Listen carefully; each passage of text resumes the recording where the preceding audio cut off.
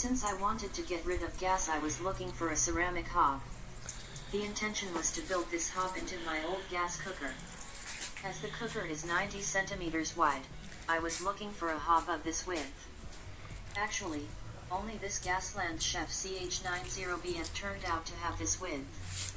Had good reviews and the price turned out to be very acceptable.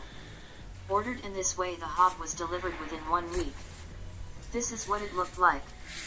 Well packaged. And this is what the hob looks like. The underside also looks nicely finished.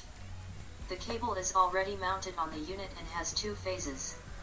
On the plate, the connections are well marked with color codes. I do recommend using 25 amp fuses.